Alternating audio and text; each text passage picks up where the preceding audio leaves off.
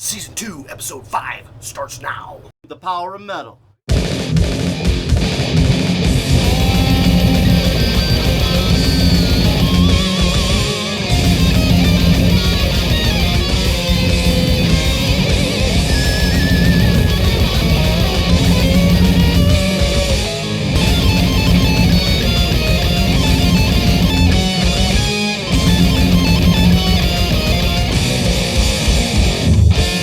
You're gonna get it.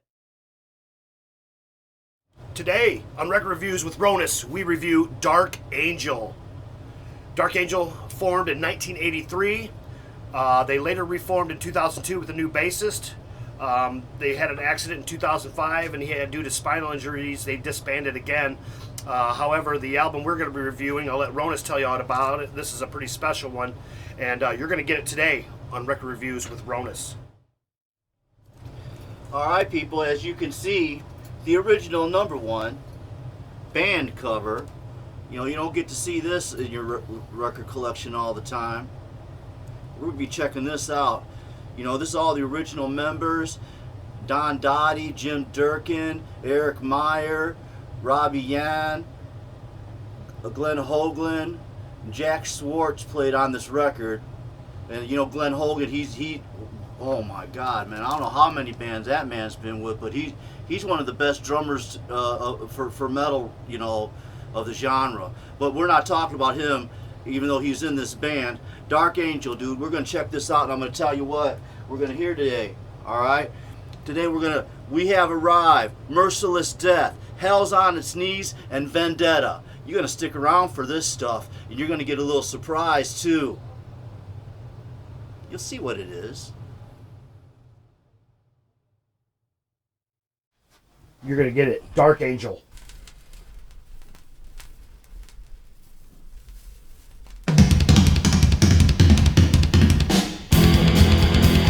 Right off the bat, fat sound.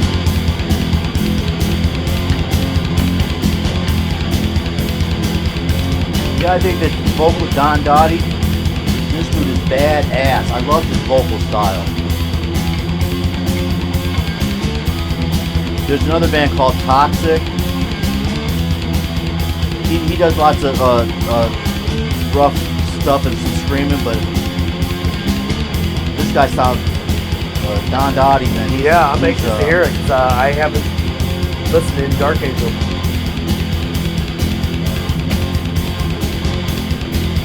I heard he had to quit the band. His grandfather died, so it like kind of fucked him up, and he couldn't do some tours. And they had this other guy, Reinhardt, end up singing. He's on some later albums. But, you know, this original first, right here. Snare sounds great. Yeah, they had really pretty good production on this record. I'd like a little more mid-range in the guitar, but other than that, yeah.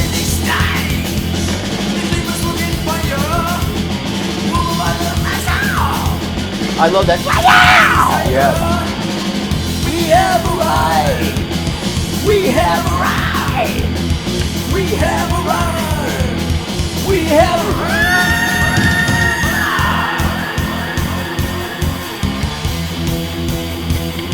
And I was blessed by the metal gods, and I got to see Dark Angel in Chicago at the Metro back in the glorious days in the 80s.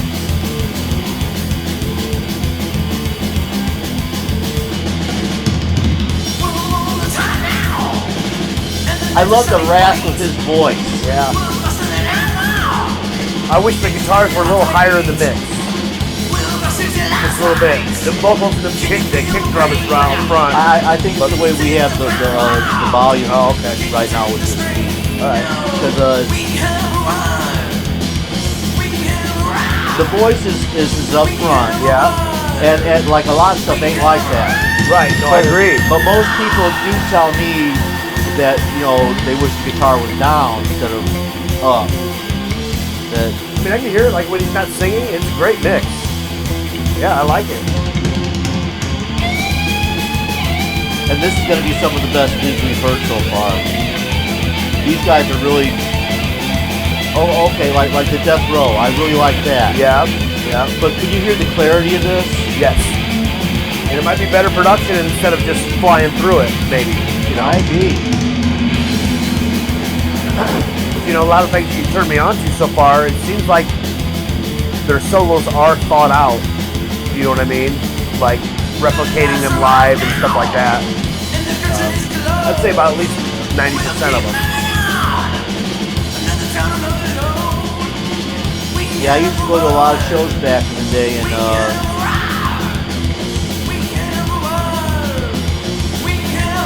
back then I would have put Dark Angel right up with Slayer. I mean, for going to the show, Certainly fits the bill. You know. Again, to me, it sounds like it's Marshall cabinets. I mean, it sounds like a Marshall tone. well, you know, the sound of metal is the sound of metal. Yeah. So what do you think? Have they arrived? No, I like that, man. They have arrived. Oh, now this is one of my favorite songs.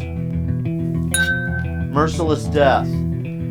They got this bass solo part, and they played this again on the second album. Another version. It's faster, but some people like it. But screw that. This is the version, dude. Yeah. I love this. Don't that sound kind of melodic? Yeah. Guitar sounds nice, Crisp. rich. Marshall. If I had to guess.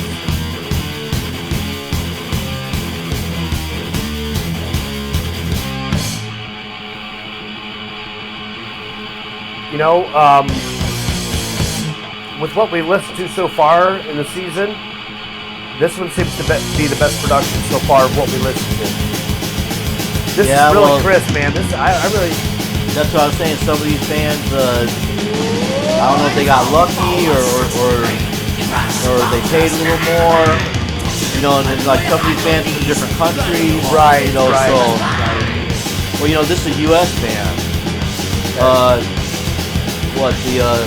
Running Wild, they're from like Germany or something. Yeah. Right. What we listen to, Bathory, they're from like UK or something. I mean, so you got all these different people mixing stuff.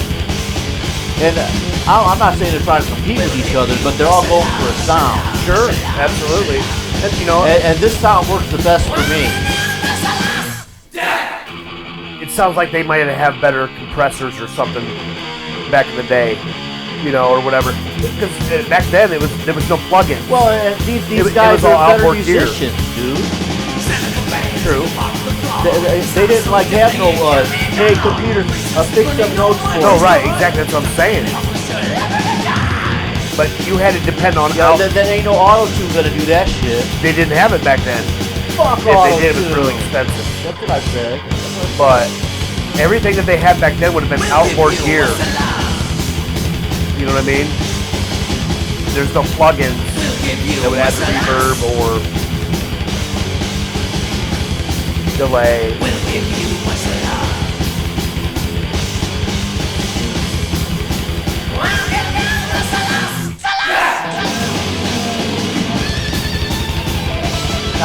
The drums are bad fucking ass, dude. Relentless. In your face. They are relentless. And I love it. I had a drummer, Jeff Danzig, when I was in the band Christmas Man. And he could play that stuff. He's a slanky, lazy sucker now. Don't want to play no damn drums. He probably couldn't play it now. He wants to. But back then, he could play this, dude. I ain't playing. He was great. NBW. He was one of the best double bass drummers I had the opportunity to jam with. If he jam with me again. If you want to jam with Ronus, leave a comment below. However, he's going to be busy for a while. He's just doing his 8-track. I suck.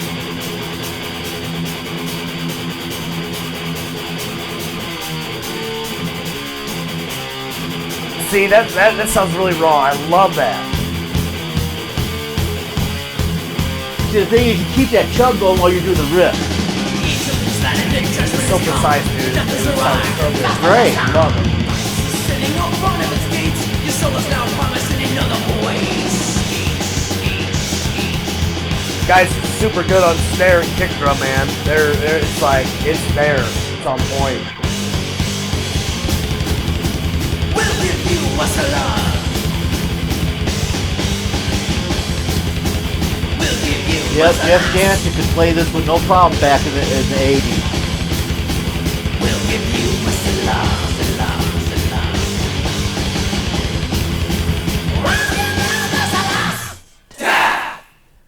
What do you think about that, huh? Dude.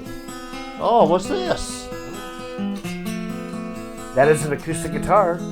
Yes, it is. We had a conversation about there ain't a lot of acoustic stuff, and I was telling you, well, back in the 80s, Clean stuff. all the really good bands put a little acoustic-y stuff in there. I mean, you know, hey. Well, there's a difference between clean and acoustic. And that is certainly acoustic. Yes, yes. You can tell that's acoustic. And for all you people that don't know what he's talking about, he means like an actual acoustic guitar. Like this. Not an electric guitar on a clean setting.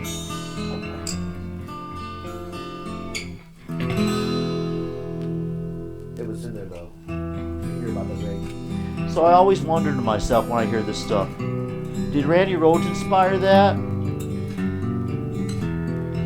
What was that, Mr. Crowley? Yeah. Well, okay. In my thought, though. I mean, because Randy Rhoads... You can't always be happy, mad, angry, or sad. You got to be No, all of them. I'm saying the acoustic start of a song. Oh. Like to like this heavy stuff. I mean, No, Boston has it. Not in that way. The first that in the way that like this is going, I'm thinking is like Randy Rhoads, you know. This, you know. Because then it goes So into good. See. And guess what?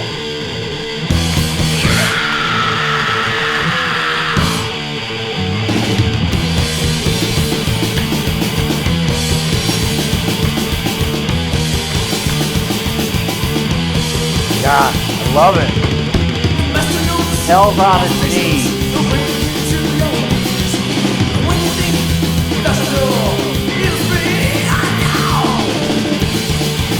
What's not perfect about this song?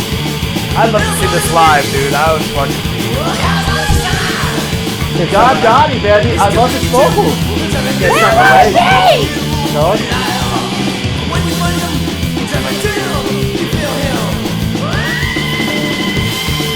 Oh, yes, yes.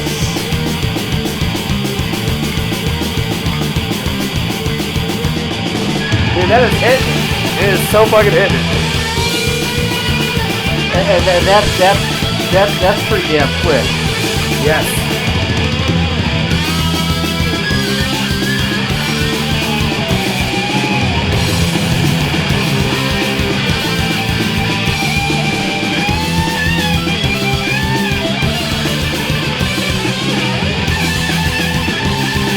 See right there, that sounds like that Destruction lead, but very well done. Yeah. Well captured. It's like, hey, Destruction, Tommy and Destruction. Well, I think maybe Durkin might have done that solo. Hey, I did your solo better than you. Yeah. See, when you listen to it though, man, it really sounds nice and thought out. This is great. Yeah, I love it ain't like they're just like, you know, mindlessly. Yeah.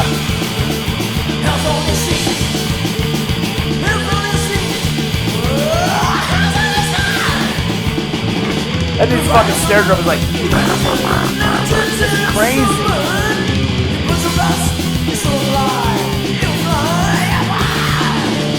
See, well, you know what? Maybe now you're starting to understand why I came out here. I'm like, well, you guys, what the fuck's wrong with you guys? Or why you did come out here? Well, why I did come out here because I needed a job because I didn't want to be homeless at the bridge. Thanks very much. Bye.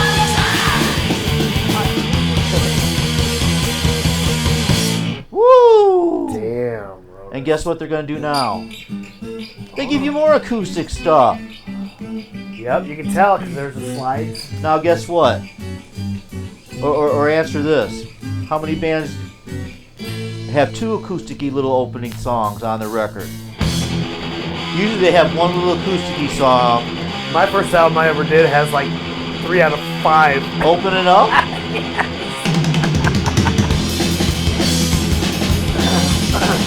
Well, this is the last song we got, Vendetta. This is great. Dude, I would love to listen to this whole fucking album, dude. No kidding. You know, and then for this guy, I don't know if it's just my ear, but I can understand more of what he's actually saying. I can understand more like 99% of what he's saying instead of like 80% like most. Yeah, my brain right now is like focused on the guitar work and all the instrumentation. And when he's singing, it's coming in, but I'm not focusing on that. But the music, I fucking love it. Like I said, I love this whole album. I think it's badass. Especially if it's got this production.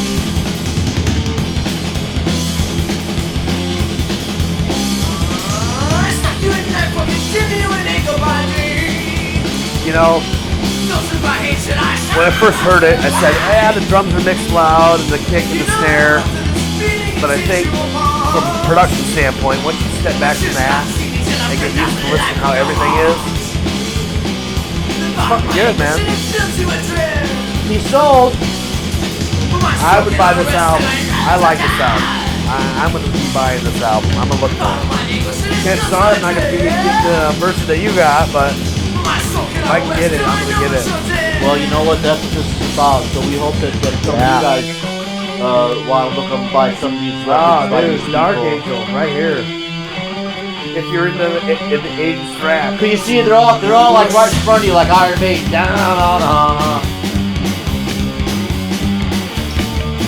I probably started playing guitar in 1988, maybe 7.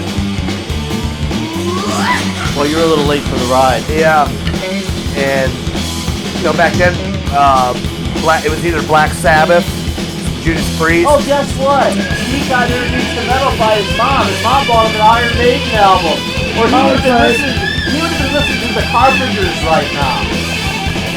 Or whatever was on the radio. But my mom played piano, so. His favorite song would have been Afternoon Delight. Oh, Pina Colada. Oh, God, we hate that.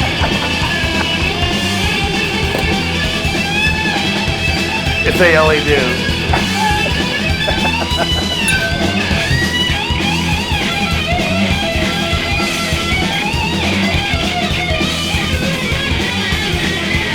Interesting note choice, in my opinion. The way you did that descend. Interesting. Well, it sounds right. This sounds good. That way. Well, you know what? To be like right with it, I mean the drum, the timing is. Yeah.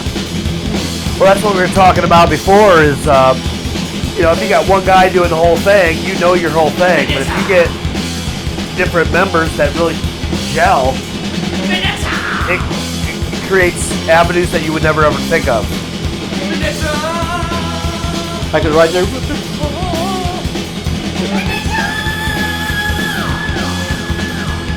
That reminds me of a local singer that we both know. Eric wishes that he could do that. There you go. There you go, man. Ronus. Dark Angel. I love it, man. That is good. That's good stuff.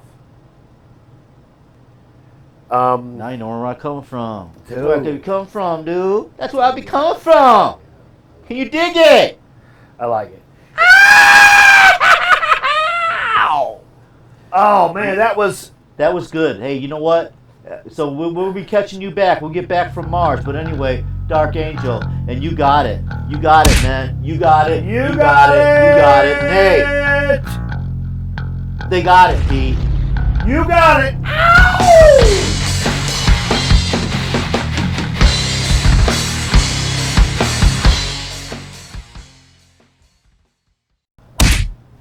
So why it probably looks like a Yes.